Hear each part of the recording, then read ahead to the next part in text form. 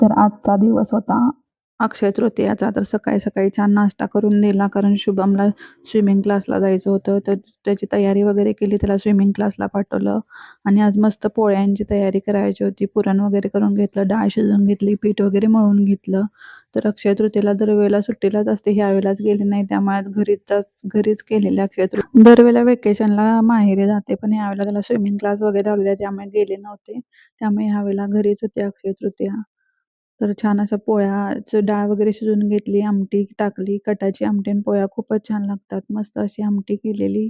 त्याच्यानंतर बाकीची सगळी कामं करत स्वयंपाक पण चालू होता. बाहेर गाणी लावली, त्यात फौजींचा कॉल आला, त्यांच्याबरोबर बोलणं पण चालू होतं. छान अशी आमटी करून घेतली. त्याच्यानंतर पापड वगैरे तळायला तेल संपलेलं. तर हा छान पंप असतो तेलाचा डब्याचा.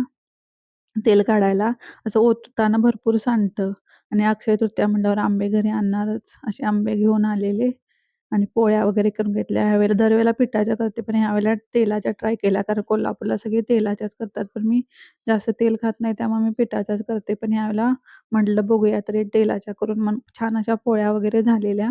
तेलाच्या पण पोळ्या अशा मऊसूद होतात, मस्त होतात. तेलावरती पोळपट फिरवत पोळ्या लाटून घ्यायच्या. तेलाची पोळी छान टम फुगते आणि एकदम मऊसूद होते. पोळ्या झाल्या, आमटी वगैरे झालेली, पापड वगैरे तळून झालेले आणि मस्त असे आज अक्षय तृतीयाच्या पोळ्यांचा बेत होता. आणि आजचा व्लॉग तुम्हाला कसा आवडला असला तर लाईक करा, शेअर करा आणि सबस्क्राईब करा. मस्त असं पोळ्या वगैरे करून घेतल्या, पोळ्यांचं जेवण करून घेतलं. आजच्या पुरतं एवढंच होतं. Thank you.